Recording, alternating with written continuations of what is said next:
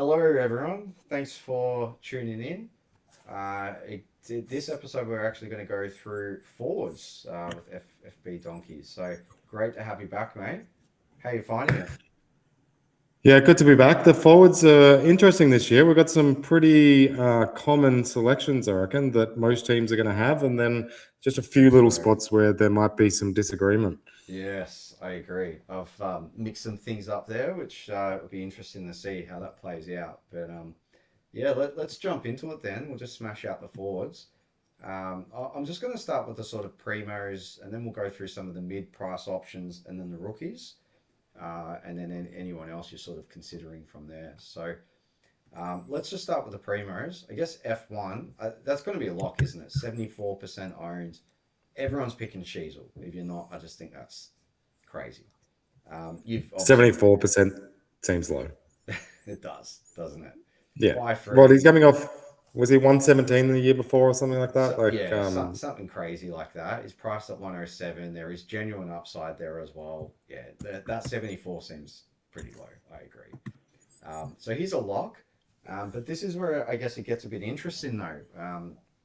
Let's go through the primos. Obviously, Rankin is out, expected to come back for round two. Has he been one that you've considered holding? As if it's like he's missing a buy, but he's just missing that round one, and then he'll sort of come in as a pod. Has he made it into your team at all? no chance. No, not a chance at all. No. He is in my keeper draft team, so that's the way that I can keep track of him and be like, yeah, Rankin. But no, I can't imagine him being in anyone's team, No, I especially agree. coming off. He's had a bit of a hammy as well, right? I think so, yeah, yeah. And not only that, missing that round one score, you're still going to have best 22 as well. And to be a primo down when everyone's sort of at full strength, and then rely on those forward rookies, yeah, I just think that's very risky to do as well. When do Crows play though? That first game, it might actually work out if you have a good rookie score on the bench. That could be a way to loop someone. Have you thought about Yeah, that? I could say that could happen, but it'd have to be a very, very good rookie score. We're not totally sure what Rankin's role is going to be this year, True. and Yeah. we've already got so many of those spots up forward locked down. I'm not sure whether there's any way to force an extra premium in there. Yeah. Okay. Yeah. No, I agree. He's never been in my team because of that suspension. All right. So we'll skip him. Obviously, Martin's injured. How good What will it be picking him next year? I Guaranteed know. lock. 2027. Guaranteed. Bring it on. Do you reckon he'll keep the mid forward though? How would they determine They'd that? have to. They can't change it when he hasn't played, surely. Yeah, surely not, eh? That would be interesting. If not, we'll riot. But yeah, what he'll get like a 30% discount, I think, won't he? Or more? Is it I'm 40? not sure whether it'd be because it'd be like a season and a half, so yeah, might get a little bit extra than most players. Yeah, that will be a lock then. He's going to be under 400,000. That's just going to be easy to pick. That will be this year's Flanders, I think. So, but let's worry about that next year then. So it's good to see he's in 0% of team. I've seen one of the draft leagues we did. He actually got picked a lot earlier than he Okay. should because they didn't have the red symbol. So I think someone Yeah. missed that. He was out for the season. So anyway, let's go through. What are your thoughts on Thilthorpe then? He's in 6%. Really love Thilthorpe. I think his trajectory is awesome, and I expect him to average over 100 this year. But not much value Okay. there. He doesn't have a buy, so that's potentially a reason to pick him. There's talk of him playing like a Luke Jackson sort of role where he plays midfield without even being in the ruck. That'd be interesting to see. I really expect him to improve again this year, but um, and sometimes, like I guess, the argument would be pick key forwards while the weather is dry, and I they're likely to suppose score that higher would. Yeah, over the first 6 to 8 weeks. I'm guessing you could make an argument there. There's just too many good options that are not him. I agree. He's only in 6%. But yeah, interesting. You think he'll go 100? I mean, Sam Darcy went at 95 last year, and I thought he had a pretty good season. But Um, wasn't one of those like at least one of those was injury affected, right? He Yes, for definitely, sure. if you took that game out, he would have averaged a bit higher than that. Like even his poor games last year Yeah, weren't there too was a bad. Like he was 16. That's right. It was averaging 109 for the first 5 rounds. That's right. And then he came back. that's a, that's what I mean. These key forwards, you never know. But yeah, Luke Darcy, I expect to average a bit more than he did last year. Yep. Coming in a little bit There's a bit injured of value. potentially. And it looks like he's put on a little bit more size as well. It's going to be very hard to match up on. I don't know how we're going to shut him down. I can see him. I think Corns was saying he's probably going to have a 10 goal game this season or something ridiculous like that. Um, but yeah, I could see Darcy just being a monster this year as well. Has he made it to your team though? He He played well. definitely did pre the State of Origin game. He definitely was in my side, in Right. and out. But when he copped those knocks in the preseason game, it seemed like he was just going to Faded start that out. little bit slower. Yeah. Yeah, plus with the early buy. But I mean, the doggies beating the Lions just shows that He didn't even dogs play will that well. likely be. The dogs are likely going to be pretty good this year. Get him under the roof. He could go completely nuts for a period of 5 weeks where he averages 130 odd. Mm, I think he's top 3 players in the AFL within a year or so. yeah. Interesting. No, he's not in my team either, Darcy or Thilthorpe. But we did skip someone there. Petrarca. 62% of teams priced at 96, scoring a massive 170. What are your thoughts? Did that 170 change anything for you, or was he already in? I'm assuming he's in. He's been in almost all preseason, but he's definitely like there was definitely a few times where it's like, oh, I need to drop a player. Maybe it can be Petrarca. That there's you could make arguments around him having to not getting as much midfield time because the Suns midfield bats so deep already. You could say that maybe he's never going to fully recover from the injury he had. He's getting a bit older. I did see There's some definitely people like say that, but after that game, though, do you think that's sort of debunked that theory, or we still need to see him well, play? it's hard, right? Because Rao wasn't playing. They won quite easily, and it's only round one, and sometimes round one is the outlier. Mm, And so I can definitely see a world where he doesn't completely crush it going forward. But after the 170, priced at 96, available as a forward, and in I a think you good just have team to as pick him. well. Mm. And who are they going Yeah, to tag? That's the thing. Like, you're not going to tag Petrarca when you got Anderson and then Rao back eventually as well. Possibly from Tuke Miller. I don't think they'll tag Tuke, but I just no. don't think he's And going to get attention. Yeah. up forward, you've got Humphrey, dangerous. There's a whole bunch of reasons why he's not going to get much attention. It's just can he get back to his best? Has been training the house down. Apparently, looks like he can. What are you So expecting from him this year? I wouldn't want to put a cap on it. I mean, he's averaged over 105 for 5 seasons in a row before last year, with an 118 high, another season of 117. So he can go 110 plus, but I really do think that that's playing like 70% or 80% midfield, which I don't think he will be at the Suns. I think it'll be the split won't be quite like as much midfield as that. So I think that he's capped in his average, but you could think 105 to 110 would be a very reasonable expectation from here, especially with 170 already in I'm the bank. thinking 110. I think Tuke Miller did that last year with pretty low CBAs, but he still pushed up to the contest as well.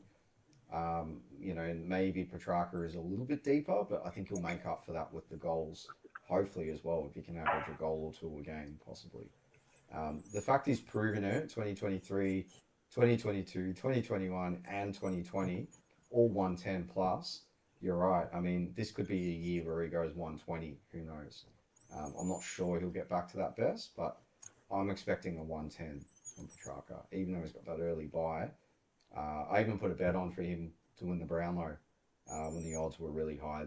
It's like in the money pretty heavily at the moment. Yeah. So I could cash out and make a 4-1 or something, which is pretty good. But yeah, I think he's going to do well this year at the Suns, and with that early fixture as well.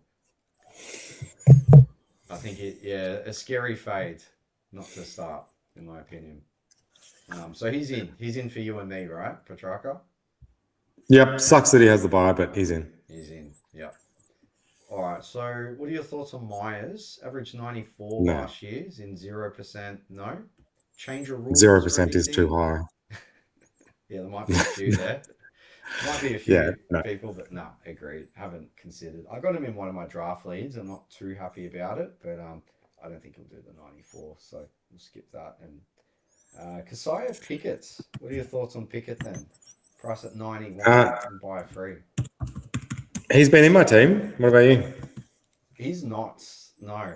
It was between him and Petrarca, and I just can't sort of fit the three with Sheasel in as well, with all the value and the rookies that are there. I just haven't been able to fit Pickett in. So I think he can push 100, maybe even lower hundreds this year, which means he presents a whole bunch of value at his price. So, um, out of everyone that's not in my team, he's probably next in line. Maybe Darcy behind him. So, because I think that there's value there, I think that he will get more midfield time, still sort of playing midfield, push forward. But yeah, he looks primed. Like if you watched him in the he State of Origin does. game and the preseason, like he looks ready to go and should have a bigger role this year. He just seems so inconsistent though. Just that floor, he just gets a lot of 60s or 70s, or even towards the end of the year, got a 52 and 61.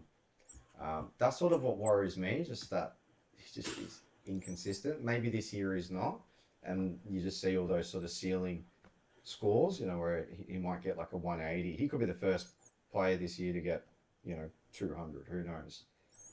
If he plays like he did in the preseason there. So, but I don't know. I'm just worried about how low those sort of floor scores can be.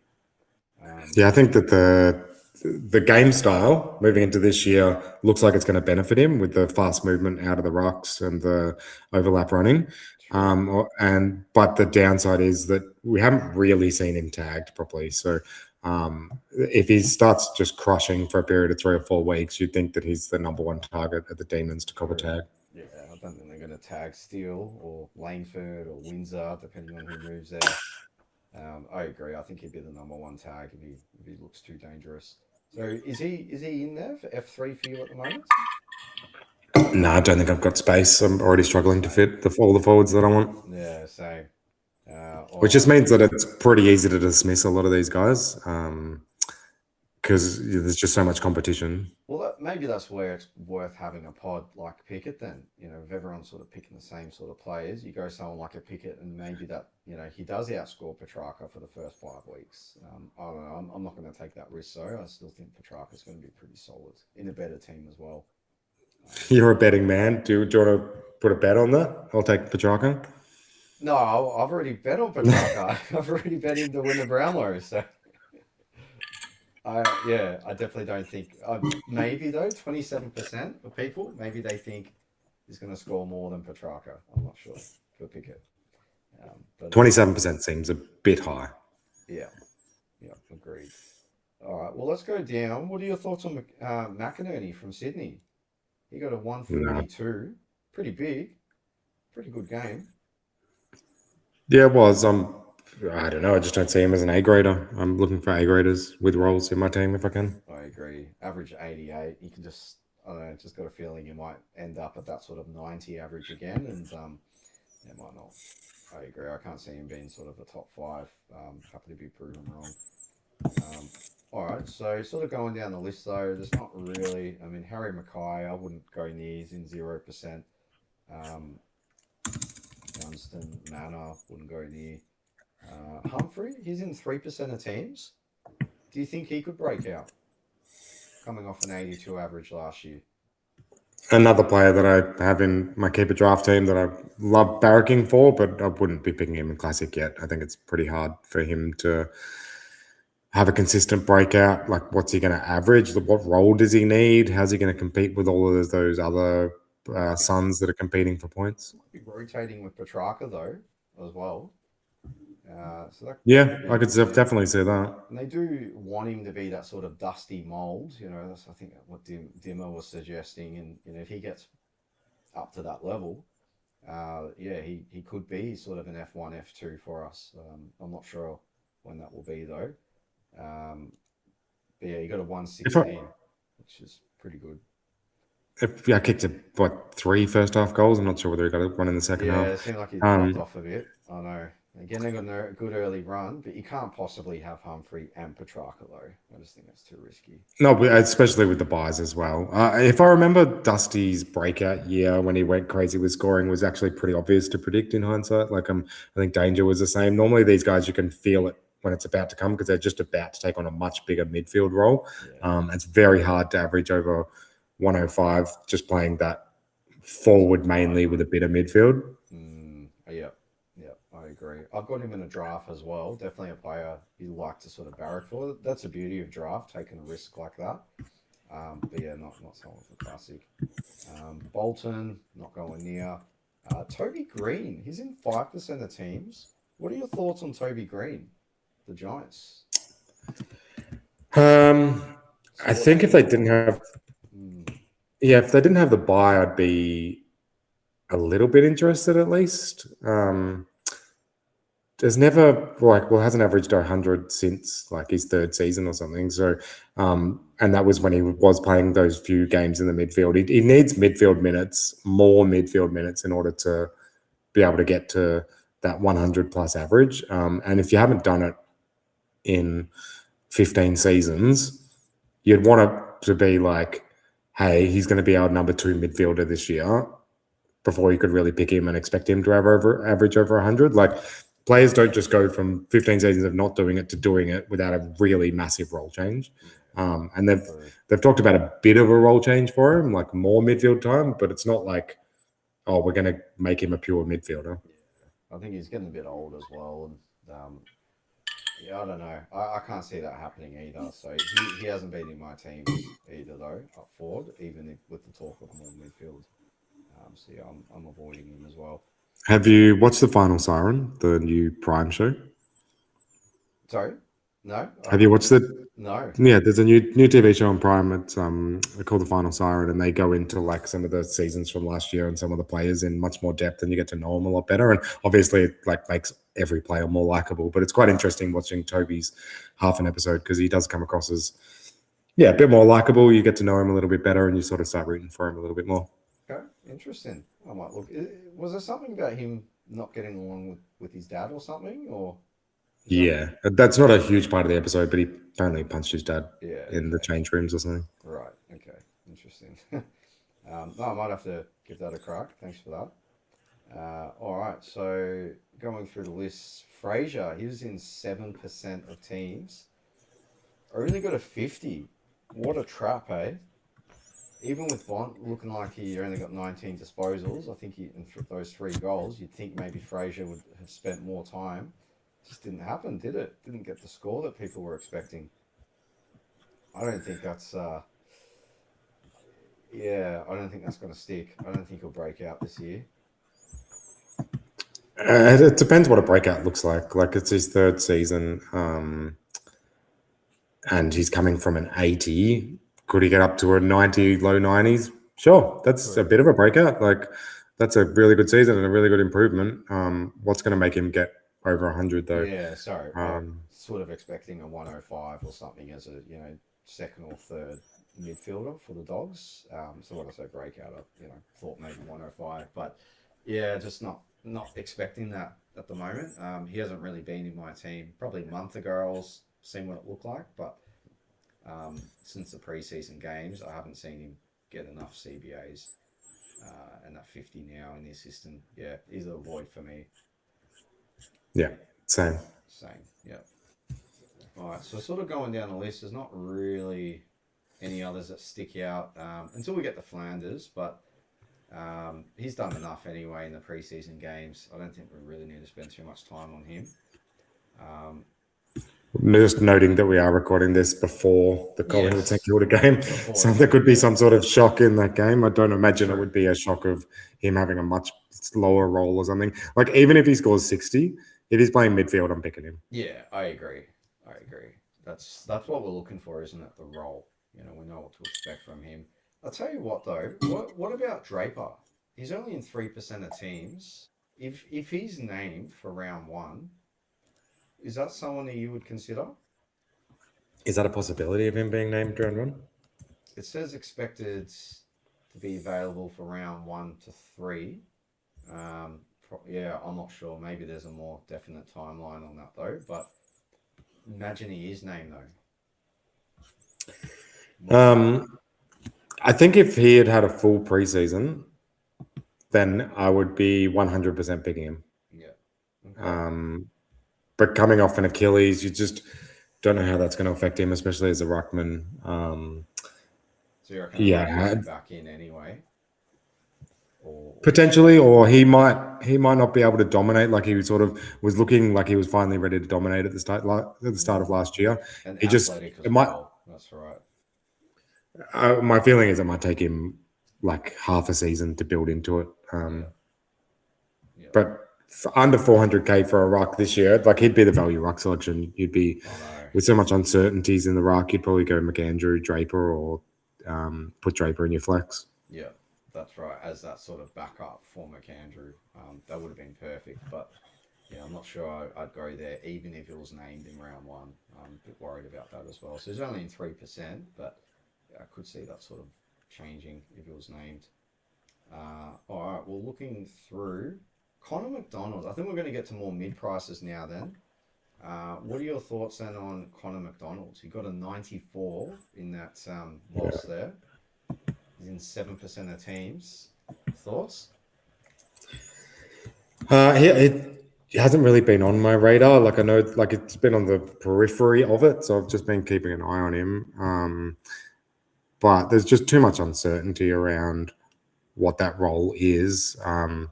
Like if it's hey, you're a full-time mid now,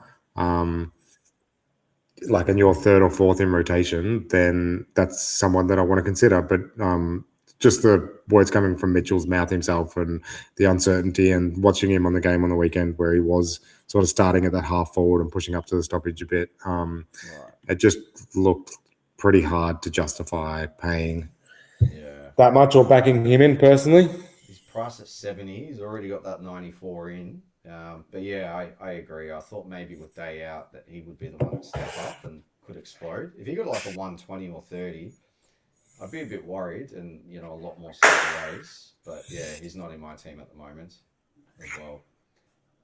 All right. Keep an eye on him. Someone that's good for draft. He definitely could work out, but there's too many other good options in the forwards. Yeah. Curnow? Thoughts on Curnow? 377. What did he score on the weekend? That 65. Yeah. And he's priced at 69. He's done it before though. He's what, 90? He does. Yes. 95 average he's had. And good price. Like if he was 100k cheaper, you'd consider him pretty strongly. But as a key forward, you'd want to be pretty sure that he's going to kick 80 plus this year. True. 2020. Yeah, he averaged 97 across 23 games. Season rank was 29. Pretty good. Do you reckon? I reckon it was. It's getting a bit older. I think it was 2024 when I picked him. I think he got cheap and then just ended up being a complete liability in the second half of the season. Yeah. A key forward. 92 is probably his upside. So that's, it's good value at his current price. With the buy, lots of other Sydney relevant players. 65 in there already as well. Yeah, I'm surprised he's in 11% to be honest, but yeah, he's probably a void for me. They don't even really have an early easy run. So they got Brisbane, Hawthorn, and then West Coast, and then you got Gold Coast, GWS, Bulldogs. I feel like they're pretty terrific. Tough. Yeah. So, but Sydney being Sydney, it might not matter, but still just something to look for. Their run's not really the best. It sort of opens up after that. Then you got North, Collingwood, Tigers later. I think, I'm not going to go there, especially with the 65 in the system now. Not one I'm going to start. 250k to 270k, I'd be way more interested. Yeah. Agreed. So I'll take Curnow out. Murphy Reed, he's in 9%. What are your thoughts on Reed at 370? So, I was helping my wife pick her team and she went off and picked her team, and it came back and it had Murphy Reed in it. Really? And I went back and said, mate, you probably can't pick Murphy Reed. Why Just not? I like it. because I think that he is an awesome player. I think that I'm not picking a second year breakout though. Like at 370K, I'm just like, it's like the Langford argument. I'm just never picking a player in their second year that is already priced at 370. How many players have done it before? I think maybe like Oliver. In a different role as well.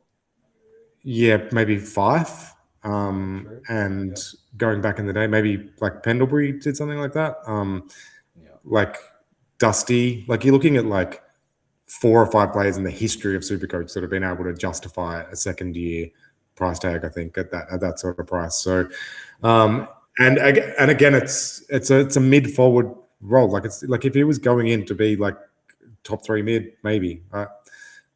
I think that he'll have an increase in average this year, but he's just not going to be hitting premium numbers, and he's not cheap enough to pick him if he's not going to be a premium. Yeah, interesting. I definitely think the midfield's you're locked in with Sarong and Brayshaw, and now we've got Young going through there as well, and then probably Reed floating, and then Jackson. Who knows? So you're right. He's not going to be top 3 mids. It is going to be that sort of hybrid. I think forward pushing up with the contest, maybe rotating a bit. I'm not sure if that's going to be enough as well. If he averaged 90, though, I mean, he might get to about 450, is buy free. Would that be enough? You think 9% would be happy with that? You wouldn't. It's one of those ones where, say, I think the 90 would probably be the best outcome possible. Like, I mean, he could go completely out of the box. Like, it could be a Nat 5 sort of player.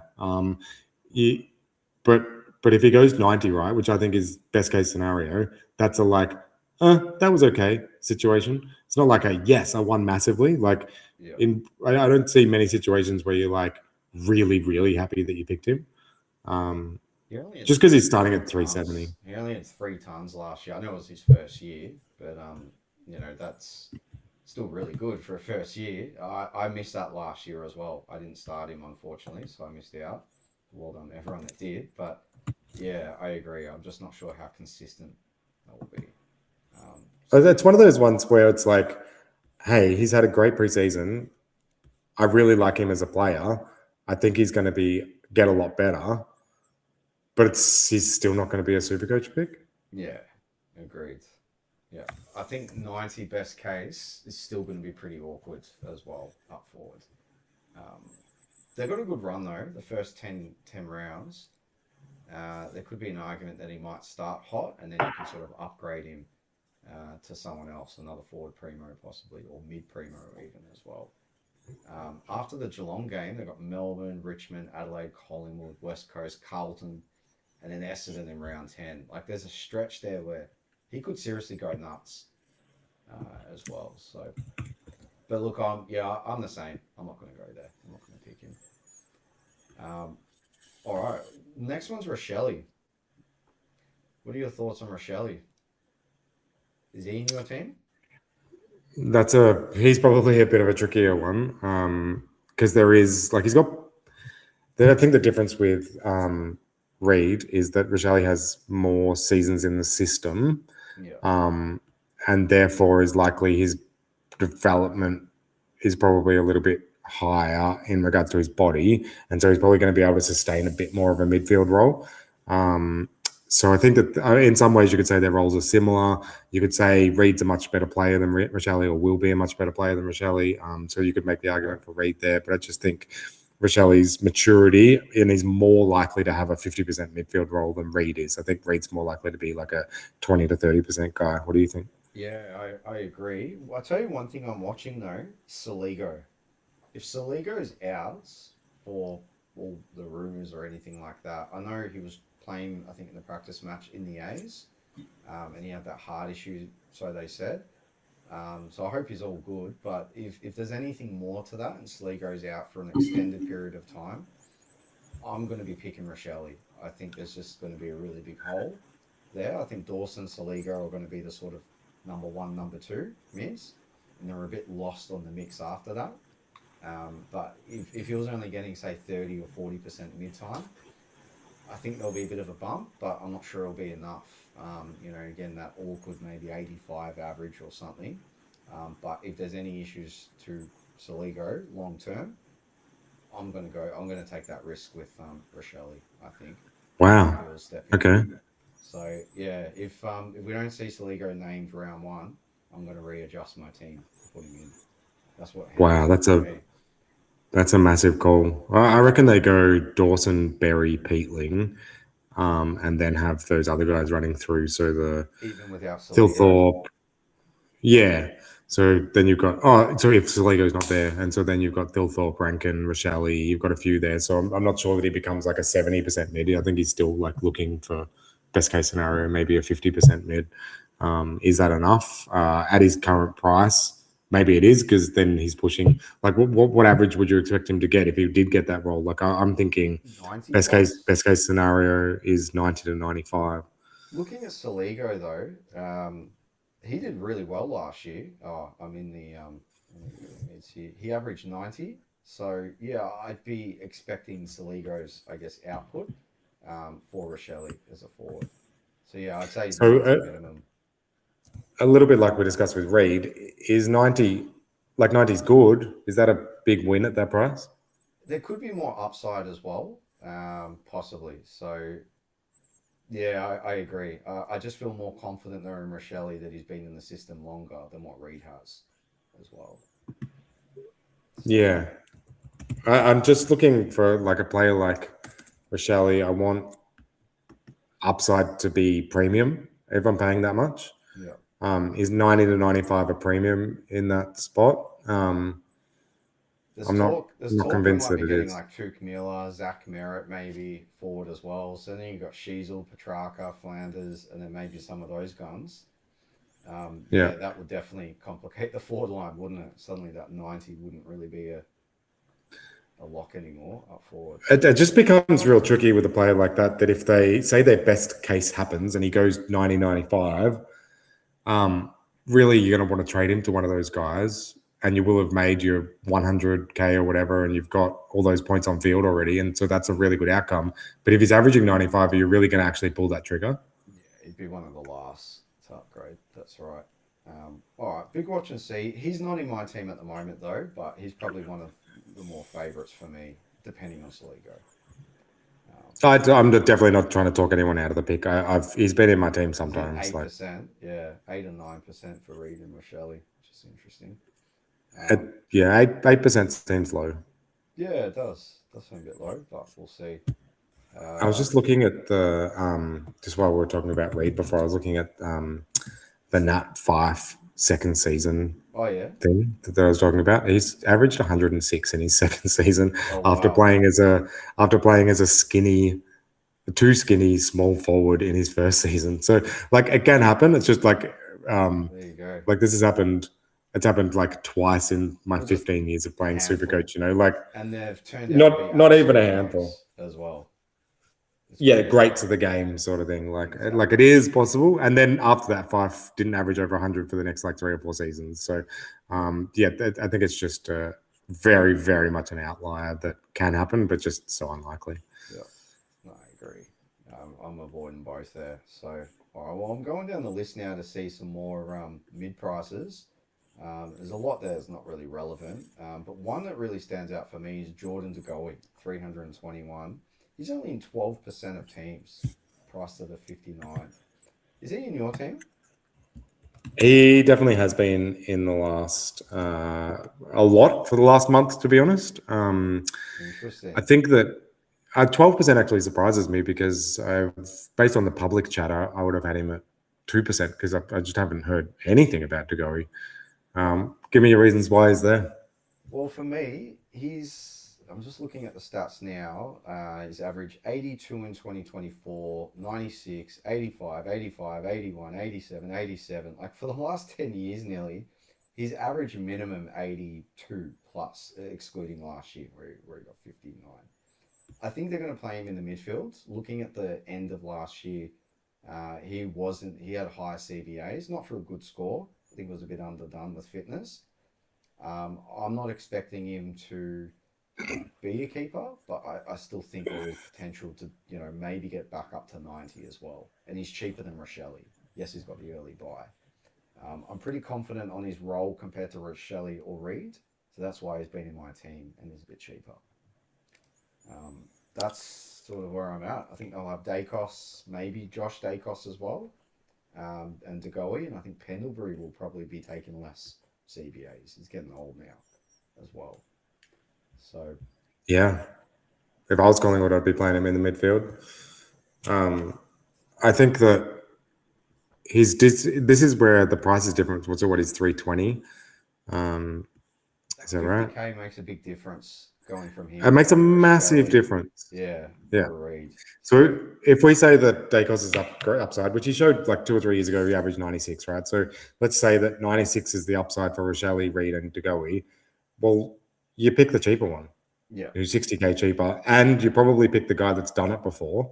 And probably more likely to keep that role. And again, I think Jordan Degoe is more likely to have high CBAs than those other guys, and he's proven it. Yeah, and the upside is crazy on Degoe. Like he could definitely go on a 10-week stretch where he averages 110 or something. Like unlikely to do it for the season, but he can definitely go on that. I'll be happy with my 90 or 95, but yeah, that would be amazing if he does.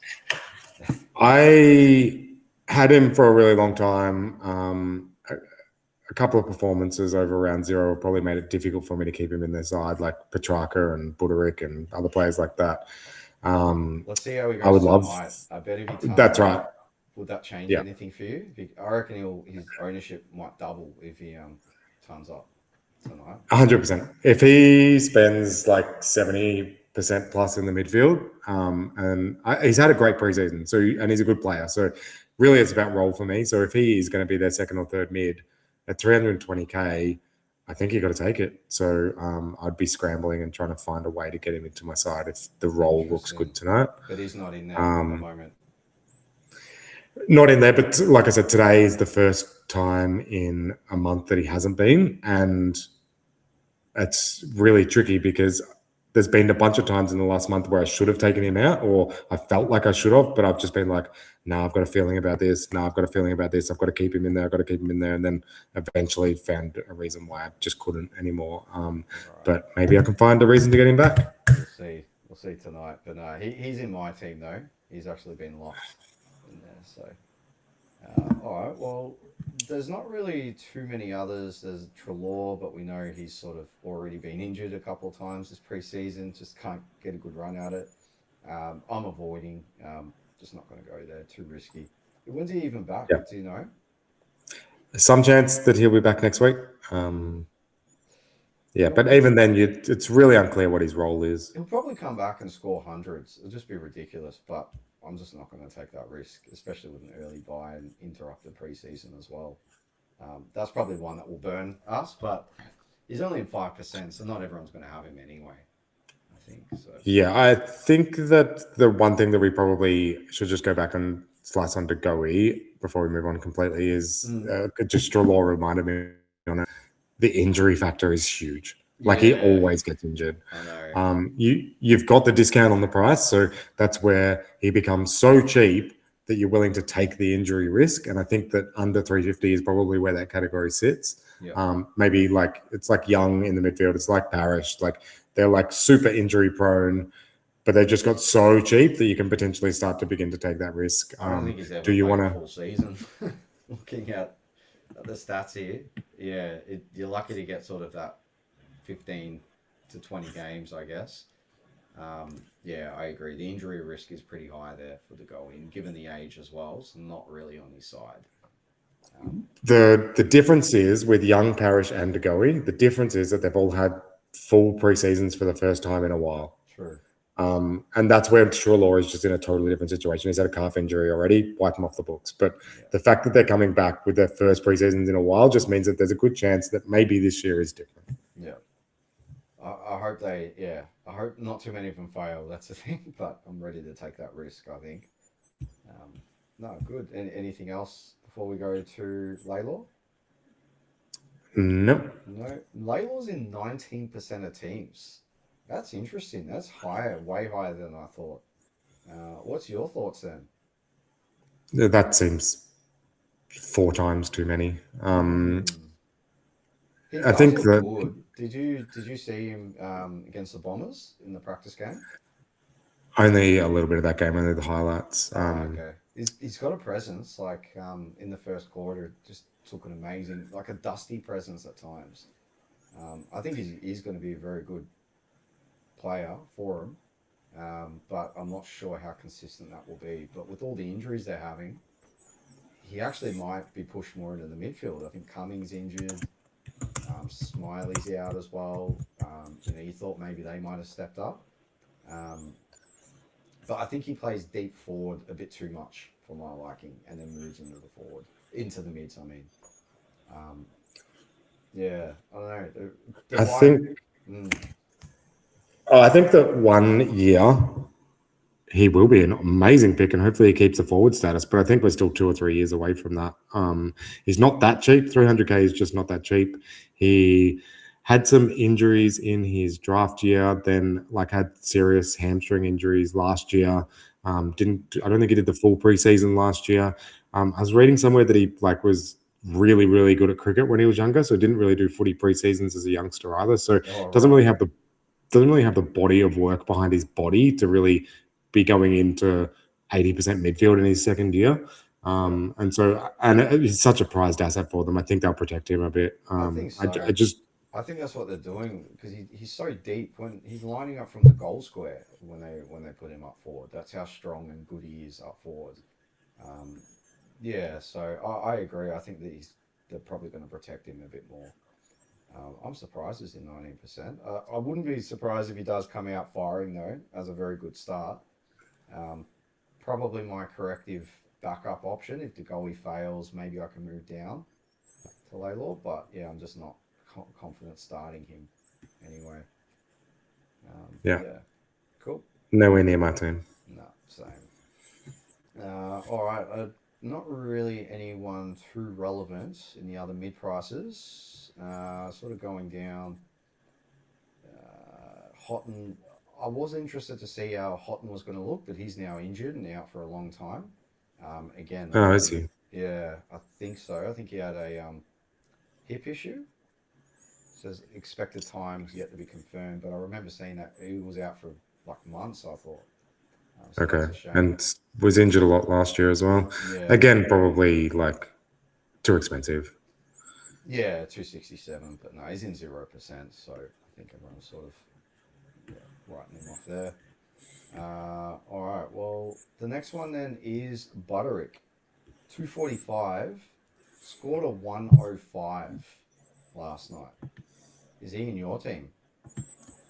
He is now. That's why Degoe is not. To be honest, I hadn't really considered him all preseason. He was a And this big is why. watch, and in a way, it was perfect to see Dale back. And how I know Dale was low, and maybe he was a bit underdone. I'm not sure, but seeing him and Jux as well, I was really worried that they would play good in round O without Dale, and then Dale came back round one, and one of those guys might be omitted or change roles. I think Butterick's going to have a pretty good role, and his job security I think is going to be pretty good now as well. So with the Oh, 105, job yeah, it's made it easier. job security is crazy. Job security would be perfect. In that last quarter, he was so unbelievably noticeable. Taking the kick-ins. It seemed like the second distributor at worst off half-back, which is a pretty lucrative role, you'd think, at the Bulldogs. So I know that they've got other players like Carmichael and stuff that they've recruited for that role, but you'd think that he'd get first crack at it. I think so. Junior numbers were amazing. Last year, his numbers were down. He played really well for the Suns, but his numbers were down because they made him play across half forward. Yeah, yeah. Um, He was playing out of he, position. That's why I'm not too worried about last year's stats. I thought he actually looked pretty solid. I'm surprised they traded him, to be honest, but I think he'll be pretty good I this think that year. he wanted a bigger role and saw what the writing was on the wall at the Mm. Suns, from what I can tell. 77 is his highest average previous. If that was what he did this year, you'd be pretty bloody disappointed. But like you'd think that he's he's 400. I think that'd be okay. That's a pass. It's made you enough money, good points on field. But yeah, he could be a very good scorer. I think playing crossback. I don't think he's going to be a keeper, but yeah, if he can get to 400 to 440 and be a way to get up to a premium, I think that is too good to pass up. An $80,000 saving over to Goey. I've got both. Yeah. So I don't think I can fit both in.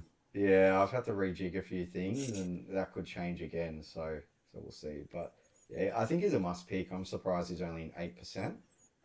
I think that he probably was in. He's probably in what 2 or 3% before last night. Yeah. I would say it wouldn't surprise me at all for that number to go up 25-30% and Layla's to come significantly down. Yeah, I think next week as well. That's right. All right. Well, is this looking like a really easy up forward for you? Have you remembered a year where we've had so much value, possibly? Some. Yeah, no. But does this feel like it's a bit easier? Everyone's sort of got the same forward lines? Well, it's easy in some respects in the sense that there's probably 6 or 7 players. Wow, I just said that. I'm a teacher. I said 6, 7. That are like fully locked in. You don't do that? No. Yeah, 6, 7 is my life, mate. There's a whole bunch of players that are definitely locked in your team. Yeah. I've definitely seen a lot of seasons where there have been heaps of value in the forwards and mid prices going back 10, 15 years ago. We've had similar seasons, and it's definitely been a pretty good strategy to try and lock that in. So I would say that Sheasel, Flanders, Philippou, Butterick, that's the next one. I've got Petrarca. Yeah. Right. That's 5. Yeah. And Devon Robertson on field. Yeah. So that's your 6 forwards, absolutely locked, right? Yeah. So then you could add one more of them into the midfield if you wanted to. You could add one more of them into flex if you wanted to. Like, you've already got 6 players completely locked on field. Yeah. So that doesn't give you that's why it is actually tricky. So as much as you say it's easy because we know exactly who to pick, it's actually a little bit tricky because it's like, I want De Goey, or I want Vishelli, or that's right. I agree. Dev Robinson as well. He's my F6. He looked strong. He looked good for them. I don't think he's going to get dropped or anything. I hope not anyway. I think he's pretty secure there. So, and definitely an on-field option for us if he keeps those CBAs. I'm a bit worried if Kelly and Graham come back as well, with Harley, Reid, and McCarthy. Where does that leave Robinson? Is he pushed more to a wing? So there is still, like, keep an eye on that though. I wouldn't say it's an automatic lock, for an 85 on field or something. But yeah, the upside's there for Robinson though. So is that your F4's Butterick, F5's Philippou, and F6 Robinson? Is that right? Yeah, depending on how my team sorts out, because at the moment I've got Petrarca and flex. Interesting. Okay. Yeah. I think I'll put Petrarca in my midfield at the moment as well, just to fit them all in, to fit this value with De Goey there as well. So, but again, a lot will change. I'm just sort of waiting to see. There is someone I want to talk about though. Like, I'm not sure who you got on your bench though, but what are your thoughts on Marshall? I thought he was going to be a really good on-field option, but I've actually taken him off field and he's not even in my team at the moment. And I'm not sure I like that. What are your thoughts? He's the He's the tricky one, and probably someone that I'd be like, I think no matter what you say preseason, you're going to look like an idiot.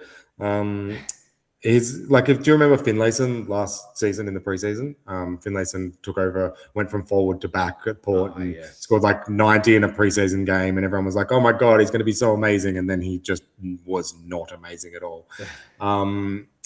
And I feel like Marshall could be like that. Like, I think Marshall's probably a better AFL footballer. Like, as a forward, before he had the injury history, he was pretty good. Like, he had a decent trajectory going. So Marshall, I think, has one of the wider possibilities of outcomes, the wider range of possibilities of outcomes. So I have him as a potential 75-80 average that you have to have on field, all the way down to a player that is dropped in 2 weeks and is just not part of Port's best 22. So given the wide range, I think I have to pick him because the upside is just so good. But whether that ends up being on field or not, at the moment he's on field with Lombard as the backup, which I think is a pretty solid backup. I think that's a very good backup. That's right. Yeah. If we didn't Yes. have Filippo, Butterick, and Flanders, like all that value, then he would be a really good on-field option, Marshall. But I'm just not sure how I'm going to fit them all in. That's the problem. So you might have talked me into Marshall. He took a lot of kicks in that practice match. It's annoying that we didn't get to see round 0 though.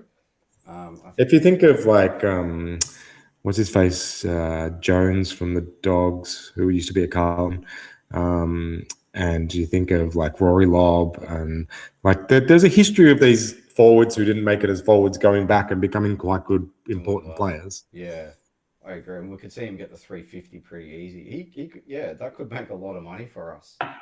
All right, I might have to rejig that and see, but he's not in my team, and I'm a bit worried about that. I think that might be a missed cash cow for me. He's in 39% of teams as well. It's funny though, like I can say all this, and then comes to Thursday night, he's not even named. Like that's what I mean. The variety of outcomes are just so extreme with him. That's right, and that's what they do in the preseason, right? They're going to trial people in different positions to see, right? And you don't know what that's going to mean for the actual season and how they want to go. So, good what you see there.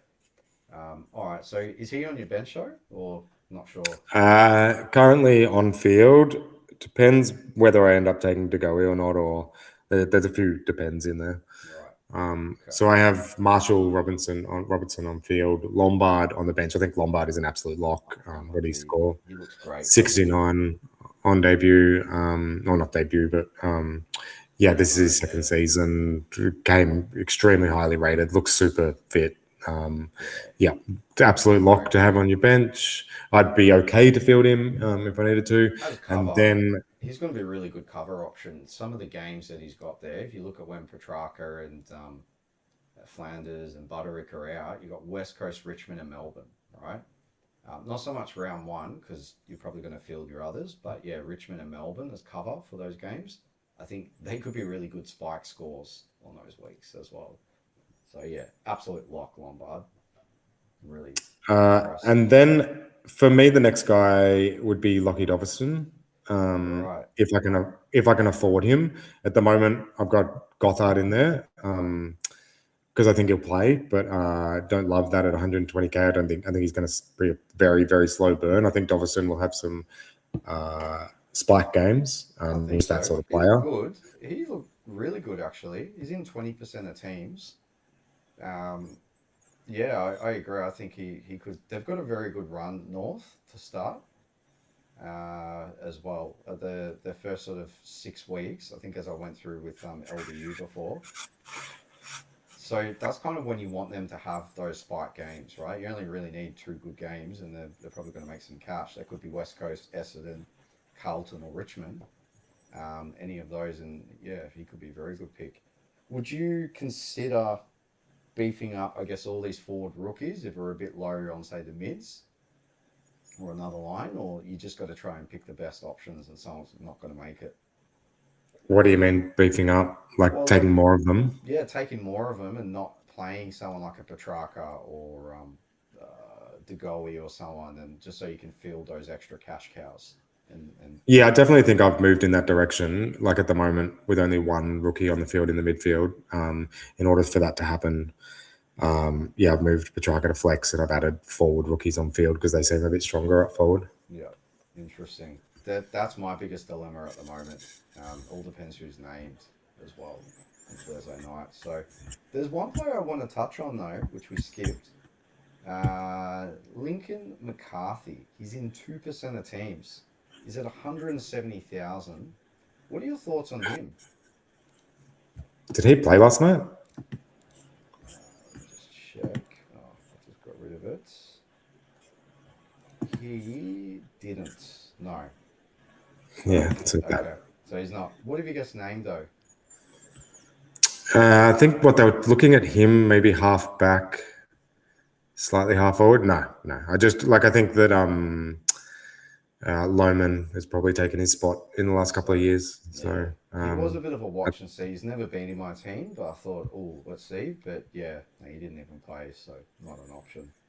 I agree. And he's too expensive as well, so no job security. All right, well, have we missed anyone else? I'm just sort of going through the list. there's a player that you seem to like, Alachkar. Yeah, there is. So I think he's a chance to be named, even if Kako. That's probably the big watch. If Kako's named round one, are we going to drop the Huts, right? I think they're No going way. to play both. Yeah. Yeah, 100%. Does he have the fitness, though? That's the issue. That's why I have Doveston ahead. I agree. He's only in 2% of teams. Sometimes I really need that cash, though, to go down to a 113,000 player. Yeah. And that's been pretty handy. Even if he plays round one and, rests for a couple games, I think they're going to play him quite... And I don't think he's going to score a lot, though. But it is a bit risky if I'm missing out on Doveston, Marshall, and some of those other good forwards as well. So I'm just reconsidering that at the moment. But yeah, so you're confident Huss will be named, though? Very confident, yeah. Yeah, okay. Yeah. It's easy to be very confident 4 days out from teams being named, and there's always surprises. But our lack of depth in the small forwards means, yes, I think he'll look good with him. He gets himself into good positions, always at the sort of feet, front and center of like Caddy and that, running towards the goal, I find. So yeah, just something I'm keeping an eye out for him. But yeah, I hope he's great for us, though. I think so. And I'm not sure if we're going to get any 99,000 rookies here. There's quite a few, though. There's about 15 rookies that are about 99,000. So we might get one pop up, but yeah, I'm not really sure if any will sort of come. So that's pretty much it. That's all the sort of forwards. Anyone else we've missed? Probably gone a bit. No, I think that's it. Yeah. Yeah. Oh, interesting. Awesome. Oh, well. I'll just